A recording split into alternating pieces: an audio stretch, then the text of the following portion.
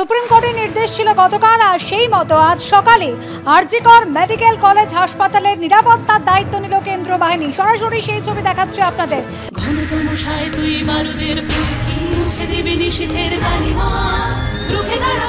একজন মা হয়ে বলছি, সফল জীবনের জন্য যেমন চাই মজবুত হয়ে ওঠা শিক্ষা, মজবুত চুলের জন্য তেমনই চাই Alopex long and strong hair oil. CISF এর ডিআইজি তিনি আসেন, কলকাতা পুলিশের সঙ্গে কথা বলেন এবং একের পর এক ভবনে ঢুকে কোথায় কোথায় নিরাপত্তার গলদ রয়েছে, কোথায় নিরাপত্তা বাড়াতে হবে, সেই সমস্ত বিষয় খতিয়ে দেখছেন সিআইএসএফ জওয়ানরা। শুরুতেই আজ প্রশাসনিক ভবনে যান এবং তারপর এই মুহূর্তে একাডেমিক বিল্ডিং এ ঢুকেছেন সিআইএসএফ এর জওয়ানরা। হাসপাতাল এবং হস্টেলের নিরাপত্তার দায়িত্ব নেবে সিআইএসএফ।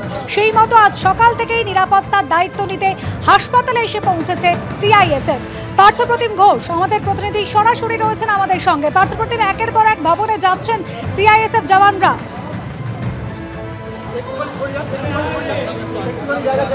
একেবারে দেখো, এবং প্রথমে আমরা দেখলাম যে জায়গা হচ্ছে প্রশাসনিক কাজকর্ম হয়, সেই জায়গা ওনারা দেখলেন এবং দেখার পরবর্তীকালে যে একাডেমিক বিল্ডিং, সেই একাডেমিক বিল্ডিংয়ে গিয়ে পৌঁছান এবং সেখানে দেখেন এবং দেখার পর এই মুহূর্তে যে 6 নম্বর গেট রয়েছে সেই 6 নম্বর গেটের সামনে ওনারা এসছেন এবং এসে কিন্তু দেখছেন এবং সমস্ত বিষয়টা খতিয়ে দেখছেন আজকে এই জায়গায়।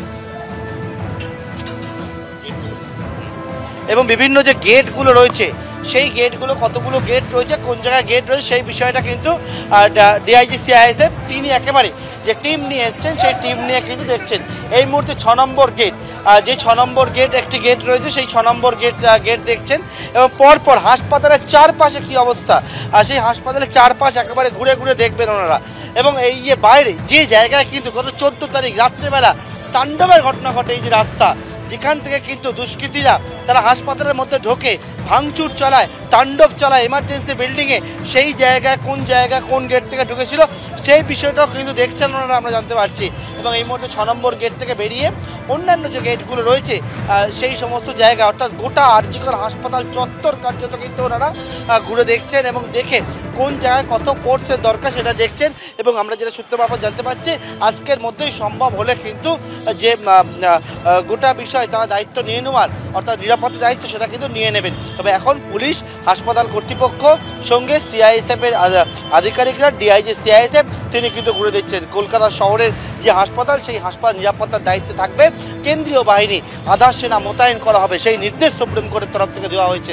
এবং সেই নির্দেশ দেওয়ার পরবর্তীকালে এই মুহূর্তে সেই গেট, যে গেট থেকে কিন্তু যেমনটা 14 তারিখ গভীর রাত্রে হামলার ঘটনা ঘটে, এই যে রাস্তায় জমায়েতের ঘটনা ঘটে, যেখান থেকে একেবারে হাসপাতালের মধ্যে গিয়ে যে ধর্ণা মঞ্চ থেকে শুরু করে যে ইমার্জেন্সি বিল্ডিং যার নিচে একেবারে তাণ্ডবের ঘটনা ঘটে, যেটা ছিল কিনা ওই বিল্ডিংয়ের মধ্যে সেমিনার হল, অর্থাৎ যেটা কিন্তু ঘটনাস্থল, সেই নিয়ে কিন্তু নিরাপত্তা ঘটনাস্থল যে বিল্ডিংয়ের মধ্যে রয়েছে সেই জায়গায় সেফটি নিয়েও প্রশ্ন উঠেছিল, নিরাপত্তা নিয়ে প্রশ্ন উঠেছিল। এই যে গেট, এই গেট থেকে ওনারা ঢুকছেন, গোটা হাসপাতাল ঘুরে দেখবেন আমরা জানতে পারছি।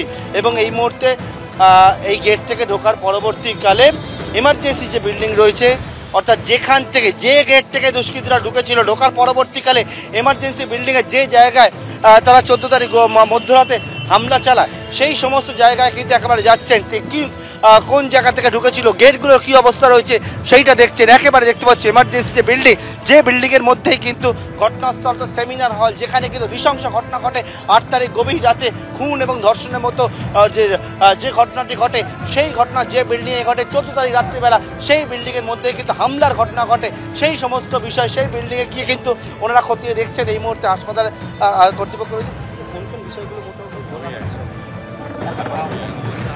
নিরাপত্তাটা না, আপনারা কথা আমি কিচ্ছু বলতে পারবো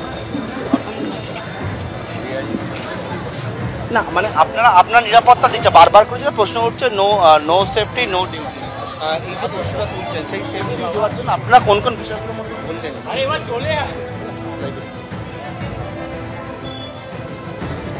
হাসপাতাল কর্তৃপক্ষ যদিও কিন্তু এই বিষয়ে কিছু জানাচ্ছেন না, তবে এই যে বিল্ডিং রয়েছে এমার্জেন্সি বিল্ডিং, সেই এমার্জেন্সি বিল্ডিংয়ে এই মুহূর্তে ডিআইজি সিআইএসএফ আর তিনি তো ওনার টিম নিয়ে ঢুকেছেন 14 তারিখ গভীর রাত্রে, যে গেট থেকে একেবারে প্রবেশ করে দুষ্কৃতীরা তাণ্ডব চালায়, একেবারে চুরমার করে দেয় এমার্জেন্সির নিচের তলা, সেই জায়গায় কোন গেট থেকে ঢুকেছিল সেই গেট থেকে ওনারা ঢুকলেন, ঢুকে ভেতরে এমার্জেন্সি বিল্ডিংয়ের ভেতরে এই মুহূর্তে কিন্তু ওনারা দেখছেন কোন জায়গায় কী পরিস্থিতি, সেই সমস্ত বিষয়গুলোই কিন্তু এই মুহূর্তে খতিয়ে দেখছেন সিআইএসএফ এর আধিকারিকরা।